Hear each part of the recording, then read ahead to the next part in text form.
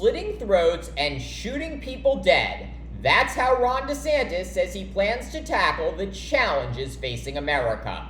All that and more now on Graph's Grievances.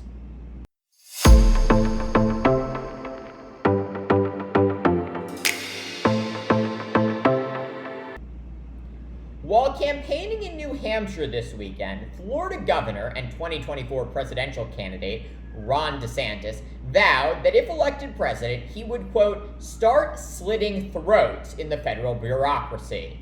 Apparently, simply calling for shrinking the size of the federal government is no longer enough.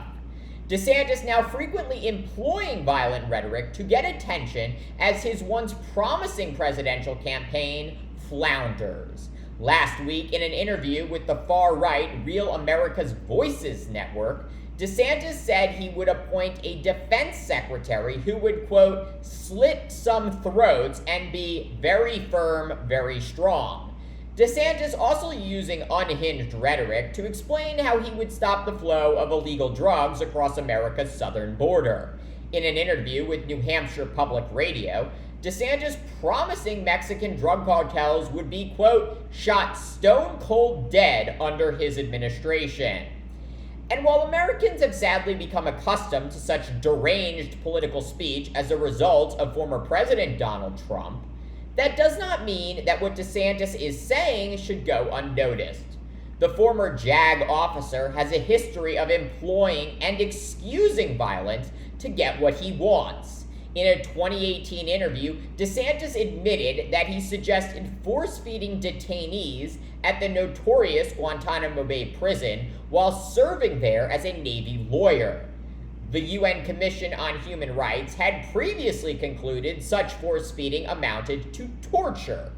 Nevertheless, on the advice of legal counsel, the Pentagon authorized such abuse. Detainees were strapped to a chair and had a lubricated tube stuffed down their throats so that a protein concoction could be injected into them. This force feeding allegedly resulting in excessive bleeding that prisoners say was repeated, quote, until they vomited and defecated on themselves. This is the violence DeSantis not only supported, but defended. And once in Congress, DeSantis became one of the leading proponents of keeping Guantanamo Bay open, despite its excessive cost and long history of human rights abuses. And as governor of Florida, DeSantis continues to employ violence to get what he wants and target perceived enemies. Following the Black Lives Matter protests, DeSantis signing into law a so-called anti-riot bill that grants civil immunity to drivers who hit protesters with their car. You heard that right.